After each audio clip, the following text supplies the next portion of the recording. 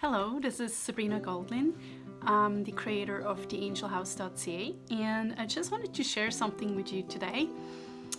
I have taken a little webinar course today, and I came to a lot of realizations of what is going on out there, and I kind of was thinking about this before many times on many occasions, but I really feel inspired to share this today in case you are in a similar situation or you have been in similar situations before.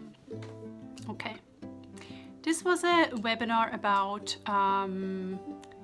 making money and changing your mindset so that you're going to make more money in your business, whatever it is, it doesn't really matter.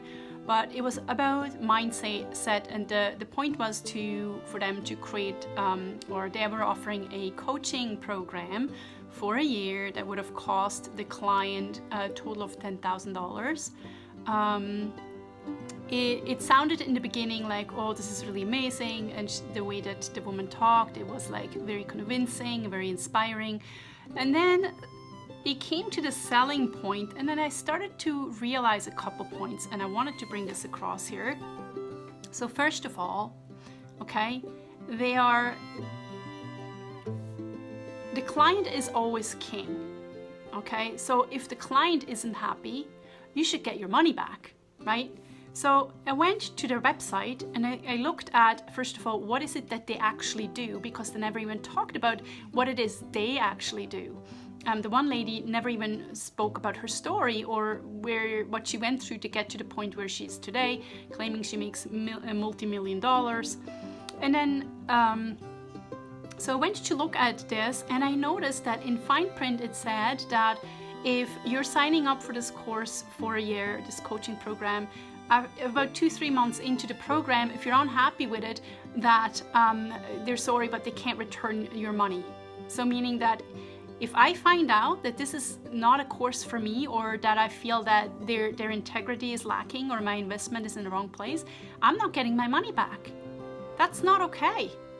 Absolutely not okay. So you gotta always make sure you look at the fine print and the refund policy that any kind of program or coach or company is carrying. Another thing that I experienced personally is with Balboa, who many people know that they have class action lawsuits going on, and many people are very unhappy, and it's a huge company that makes so much money, on all these people buying packages for self-publishing, which is very interesting because you spend a lot of money for self-publishing and and they really get you at when they want you to buy more about editing. Usually they sell you a package, and then that doesn't usually include editing. It only includes like an overview of your documents, and not even the whole documents, usually the first 1,000 or 2,000 words, which is nothing really considering, but you still have to pay for editing. So you end up spending thousands and thousands of dollars, and if you're getting into kind of contracts like that, you have to understand the refund policy.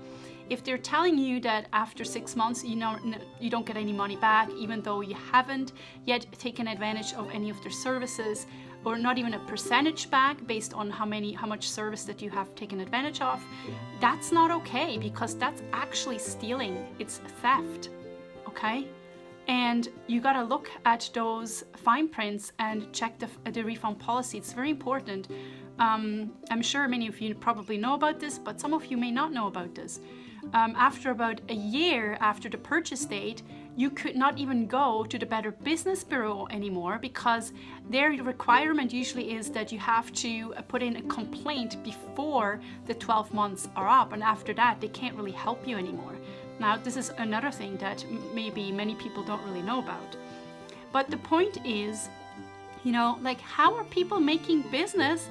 They're not even giving the money back if the client is unhappy. That leaves a lot of bad, negative reviews on their websites, right? If they even have a review section. But that is not how to make business. That is not okay. This actually creates a lack of trust, right? And energetically speaking, it creates a ton of karma. down the road. I mean, how are you going to ever untangle that if you're a large business or if you're a small business or a coach? It doesn't really matter. You're going to create so much karma and so much karmic repercussions. It's going to create other problems in your life, right? When you do that. I mean, it's basically raking people over the coals, over the table, taking their money, stealing. It's basically what it is. It doesn't matter what you signed. Even if you signed a contract, I mean, many people are just not too smart enough to realize that they're signing their lives away here or their money away, and they will never see it again unless they really go through with the whole thing. But you know, if you're unhappy with the services they provide, they should give you the money back, no questions asked. There should be no contract holding you to anything. If you find you have to sign a contract that is holding you to whatever, this is not something you should ever sign. And trust me on that, there's something much better out there for you. So don't sign it. Don't hand over your money. Don't pick this company. Go somewhere else and wait. Okay, if your document isn't ready, if your work isn't ready, if you have resistance within yourself, if you feel insecure, unsure, self-conscious, okay, then this program may not be for you yet, okay? Or it may never be yours. Or there may be another way when you are ready, and this has a lot to do with divine timing, because you will know within your body, within your system, your whole system will tell you when you are ready for something. It will tell you when you are ready to take the next steps, because you don't really have to think much about it, because the next step will be represented to you and it will be pretty obvious. And even though it may be a small step, seemingly, it doesn't really matter, because like I've said in another video, like many small steps actually can lead to something big, right? You don't know where it's going to take you. So the other thing is, okay, I get really triggered when people say that, because I know what it is and I experienced this in my life so much. The one woman said that she's really good at manipulating you into believing in yourself. Okay, this is not good. I'm going to tell you why. Okay? What many people don't realize is that black magic is not something woo-woo or something that only witches do or Satanists do or whatever. Black magic is actually something anybody does. Anybody can do black magic, and the funny part about it is most of them don't even realize that they're participating in it. And so when somebody says that they're good at manipulating you into believing in yourself, my bells go off. You know, this is black magic. They are trying to manipulate you into believing yourself. What if you weren't yet ready to really believe in yourself? What if you had resistance? What if you had triggers? What if you had anything that you needed to work on before you fully believed in yourself? Right? Because the thing is, I mean, believing in yourself, it's great, but you still have to work on yourself to release all the things that hold you back from really truly claiming your power and step into your role. You have to do that. Like, it's like, you know, I mean, I can go and jump into and doing all kinds of stuff and then realize that it's not really taking shape. And it's usually because I have some kind of resistance within myself that I have not yet worked on, and that's why things are not blooming, because I have not yet prepared the soil or the ground where the plant should be growing in and blooming and creating that fruit. So you actually have to first work on yourself. Very important. If you're trying to manipulate somebody into believing in themselves, okay, if you're actually trying to brainwash the person, this is basically black magic, and it's also bypassing. So you're trying to bypass, so the person or the client is going to believe in themselves and is going to be able to do whatever business they want to do and create whatever millions, whatever number you want to pull out of your hat, you know. But this is basically not a good thing, because now it's like you give somebody wings, but you know, they still have the rocks on strings hanging off their feet. You know, you can't do that. To me, this shows that they're not really into helping you.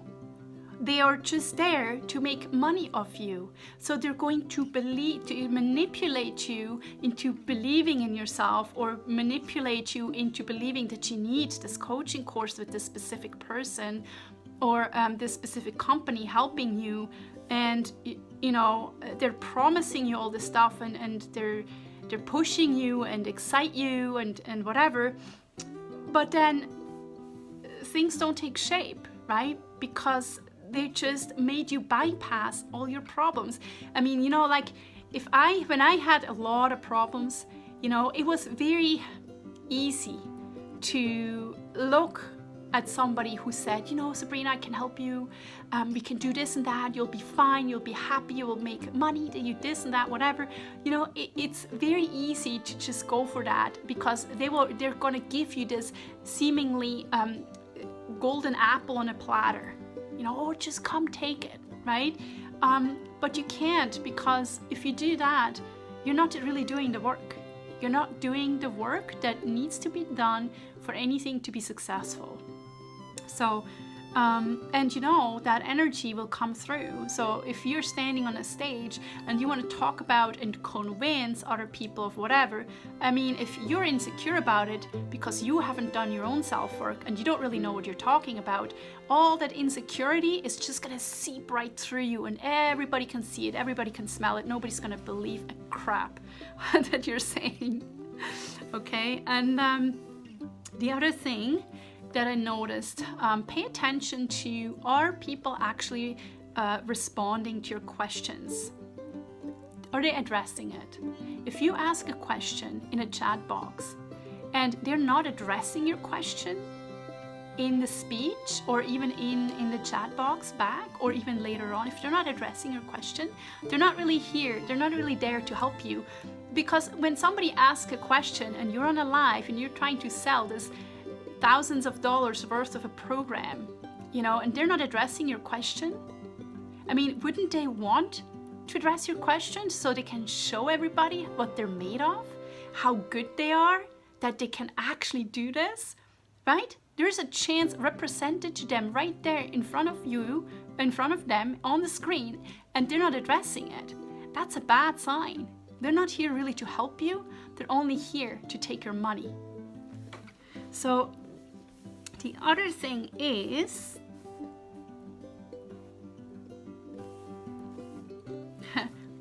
this is a good one. So law of attraction, right? So I noticed that these people are very much into law of attraction. Now, law of attraction, there's many good things about it, and I like some of it, but to be honest, a lot of it is basically bypassing everything. It's not very human. It's not very authentic. It's not very real, right? Because you can, I really do believe that how our energy is what will create our reality. Our beliefs creates our reality, but it's something that you can't always change very suddenly. It is all about growth and maturing into that place from where you can create anything you want, anything you set your mind to, and again, it comes down to divine timing as well. But anyway, she believes that focusing on triggers, blocks, and resistances creates more of it. Okay, that's wrong. It does not. It's actually, it will help you to dissolve the illusion thereof, meaning that when you are paying attention to these things, only when we face the mirror are we able to walk through it. We cannot turn around and run the other way away from our mirrors. The mirrors, we created the mirrors. We created our own mirrors. We created them so we can learn from them. If we run away from it and bypass it, we have not learned anything. We're running away from ourselves. We cannot do that. That's not okay. So we need to focus on our triggers, on our blocks, and our resistance. It's absolutely key to do that. Very important. So when she put this idea through, or I don't remember the exact words that she was saying, but to me it showed that she was very delusional. It's delusional to believe that you can just bypass stuff. right? So the law of attraction works, but it doesn't work in the way that people think it does. Quite often they think that they can't be negative. They can't address any negative emotions. With negative, they mean like shame, guilt, triggers, any kind of low vibrational emotion. The lower vibrations, we call them lower. It doesn't mean bad. We will right away believe it's bad. We believe in bad and good, right? Like, because most people can only see either bad or good. They can't see both. They cannot see that the bad and the good actually work together. They cannot see that out of bad comes good, or out of or that there's a miracle that can happen there when we learn to embrace all of ourselves and not just the part of ourselves that we see as good and positive. So the other thing is too that I noticed was, like, if you pay attention to the people who are representing something, how are they, what's their energy output? How are they, like, what's their body language? How do they feel? When they talk, what do you feel about them? You know, because we can read into everything. I mean, I look at a picture of somebody, right away I know their emotional state, I know their thoughts, I know their story, I know their background. I sometimes know their past and their future.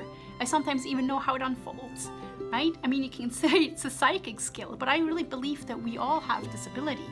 And so what I noticed is in her partner, how sad that she looked, how depressed she was. Like, I couldn't even believe what she was saying. I mean, some of it's all beautiful and hopeful and whatever, but I could tell that her business is probably failing right now. I could tell that her business is probably failing, and that's one of the last straws she's pulling on to collaborate with this person to make it work, right? And then the other thing is,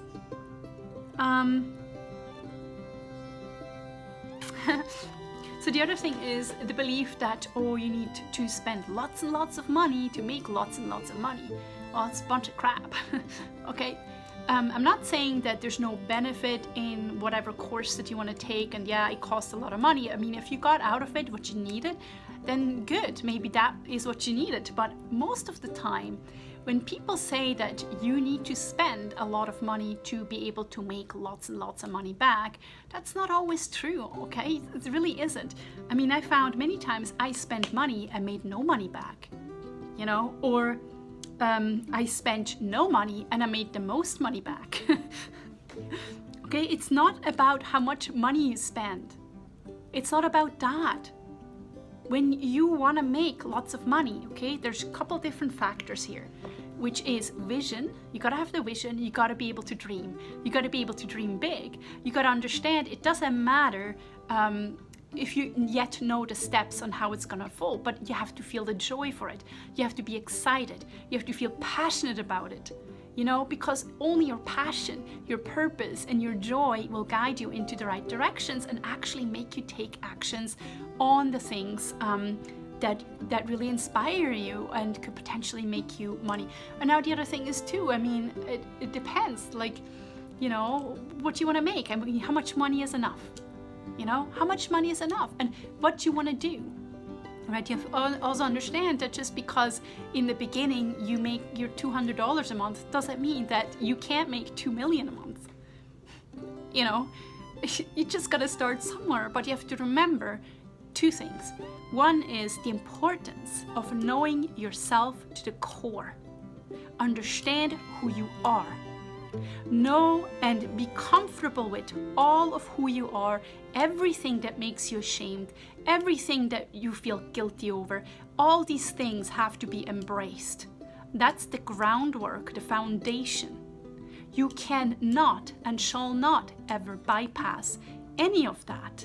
It has to be addressed. You have to address it. It does not mean that you have to go and plaster it all over the internet and tell everybody about it. It means that you take the time to do the work on yourself and you figure yourself the hell out.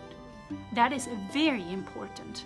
And that is the foundation of anything and everything you're ever going to build. Okay? I experienced this myself. I did. I created an amazing life and had everything you could ever want. at many levels, and it was amazing. But because I had never done any shadow work, I never worked on my own personal triggers. I had depression since I was a child, and severe anxieties and chatter in my mind and thoughts that made no sense. And I was really horrible with relationships. I had a really hard time building relationship, and that essentially made my life collapse. It literally experienced a sledgehammer on my head because I was not facing my mirrors. I ran from them to try and bypass everything so I could just be free from my darkness and just be happy. But I couldn't. I was not happy, and I was hiding my pain and suffering from everybody. I never told anybody. I never went there because I couldn't trust anybody. And so this is why it's so important that we do this work on ourselves, and that why it cannot and shall not ever be bypassed.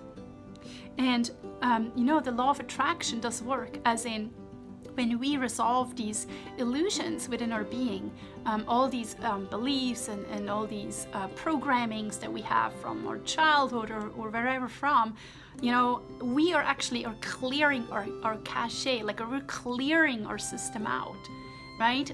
When we open up, all the stuff that we put outside in our energy field starts to come into our conscious awareness. That's what happens when we go through a spiritual awakening. We open ourselves up, right? Oftentimes our heart had to break so we could open up. It's really ironic, but it's true.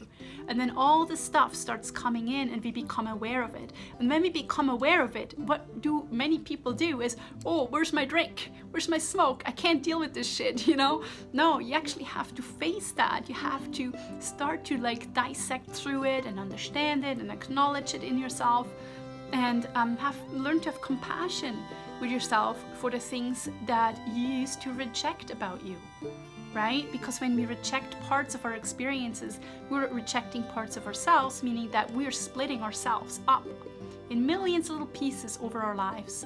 And then one day we have to reintegrate all this so we can feel whole and home, and remember that we are whole and that we are at home. And then our authenticity can come out of us, and our throat chakra starts to open up, our vision starts to open up. And now when we have worked through all this stuff, we are creating a solid foundation or roots from where that we, the plant, the rose, can start to grow and bloom. And there is no bypassing. You cannot bypass that. That is absolutely key. It doesn't matter what you do. It doesn't matter if you're going into a relationship, or if it's your job, or if it's a business you want to create, or just having a good life and feeling happy, just being home with yourself. I mean, coronavirus, many people are at home, literally sitting at home with themselves, right? It kind of sucks sometimes, but it actually teaches us to learn to be comfortable just being home with ourselves. And when we're able to do that from this place, it's a solid foundation. We are happy and whole with just ourselves. And from that place, we are this seed that can now sprout and create something amazing, right? So,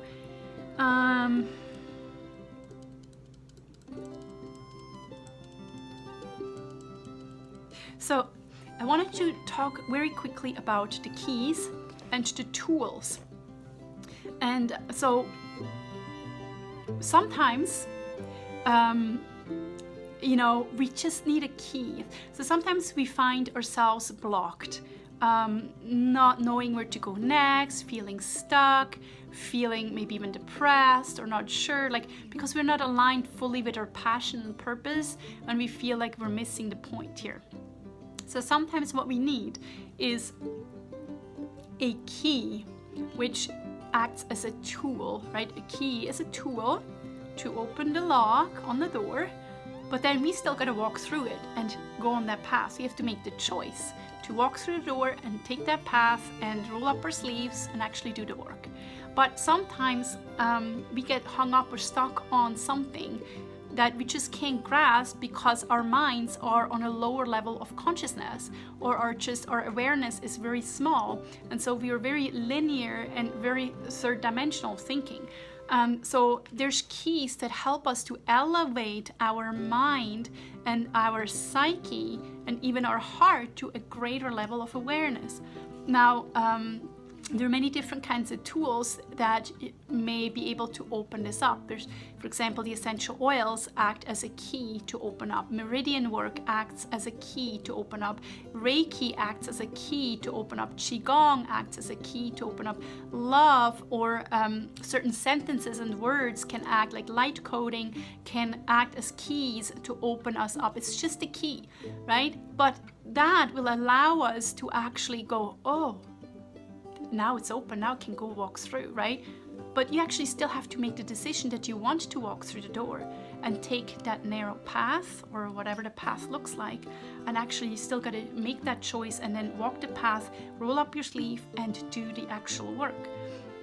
So like sometimes people believe, like if you do Reiki or if you do the essential oils or any kind of meridian work, that's all that's needed. It's going to clear all your trauma out. Yes and no.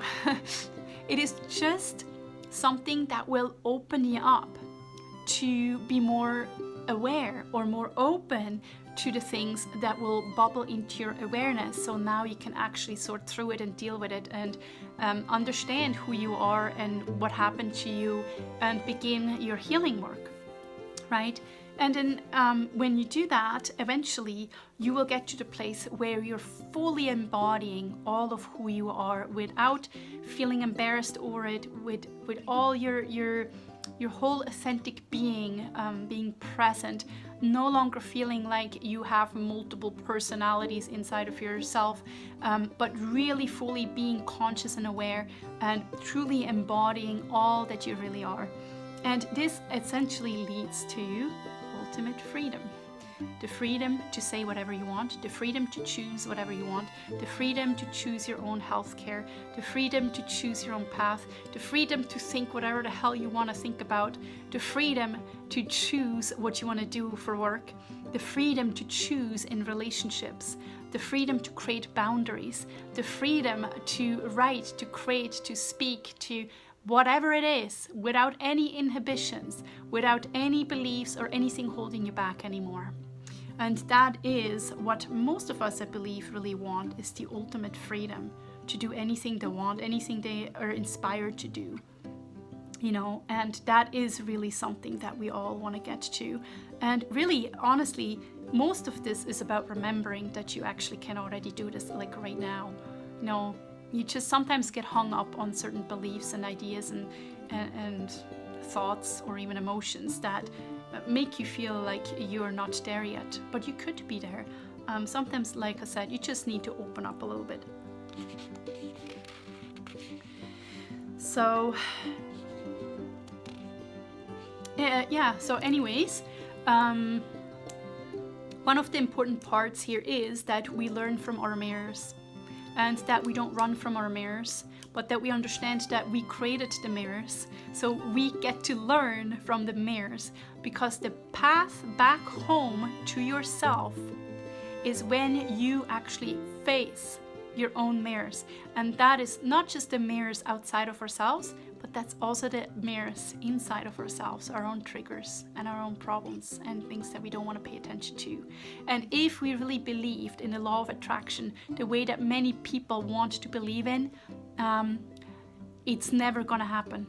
It's never going to happen. You cannot do that. That's not how the law of attraction works. You actually have to address every little resistance you feel inside of you, and you have to question it. The only way that we are truly awakening is when we question our reality. That's it. Goodbye.